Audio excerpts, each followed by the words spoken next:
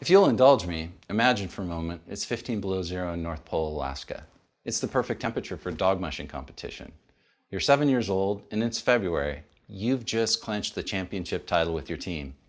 You are the best musher in Alaska.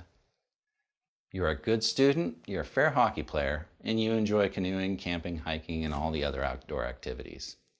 Outgoing and friendly, you're never at a loss to strike up conversation with anyone. Unknown to you now, within 8 months of being the state champion dog musher, you'll have spoken your last word, taken your last step, and sang your last song. 4 years ago, this was the experience of my 11-year-old son, Ronan. Metachromatic leukodystrophy came suddenly and dramatically to our family. 1 year was all the time it took from the onset of first symptoms to being fully caregiver dependent. At the beginning of his school year, his concentration began to diminish, and he started demonstrating some slightly awkward social behaviors, so we treated Ronan for ADHD. By spring of that year, his gait had changed, and he began intermittent toe walking. His fine motor coordination was becoming noticeably impaired. It was apparent that this was not ADHD. Within 2 months of observing the first physical symptoms, especially his walking challenges, Ronan's speaking and swallowing ability rapidly decreased, and we scheduled an MRI.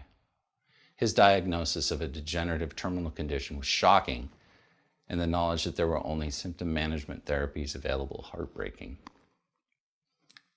From the onset of the first symptom, the concentration deficit, to being unable to speak was a period of 12 months. There were only 6 months between complete vocal capacity to an inability to speak. Physically, he had hiked 4 miles in June. He was diagnosed in July, and by October, he was fully wheelchair-bound. It was incredible how swiftly MLD removed so many of Ronan's capabilities. My name is George Drinkwater, and I'm a grandfather, father, and husband living in the remote tribal community of Chistachina, Alaska. We are an Alaska Native and American Indian family from the Chishna and Crow tribes. Ronan has 2 brothers, a sister, and a niece. Our environment here is beautiful, harsh, and isolated. We live 4 hours from our hospital, the nearest Costco in Anchorage. Our nearest grocery store is an hour away, and we get winter temperatures as low as -40.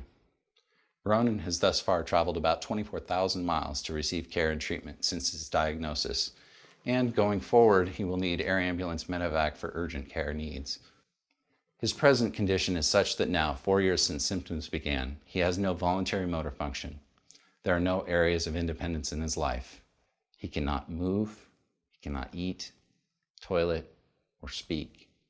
He is also challenged with blindness, neuropathy, and seizures. He requires wheelchairs, lift systems, enteral feeding appliances, and supplemental oxygen.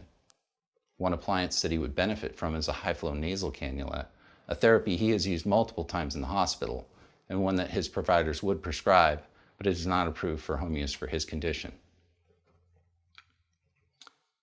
Before losing his speech, Ronan was aware that his life was changing, and he shared how frustrating and sad he was at losing his abilities. Upon reflection, I think he knew for some time before we did that he was facing a challenge unlike those around him. He spoke of seeing an old man who comforted him just before he could no longer talk. Whatever spiritual messenger this was, he was given an assurance of peace, and we noticed that the anger he felt was replaced by gratitude and an abundance of love. Ronan's spirit and courage remain strong, and he is a happy young man with a joyful heart, even in the midst of the boredom he feels. He lives and will pass this life with love, hope, and faith.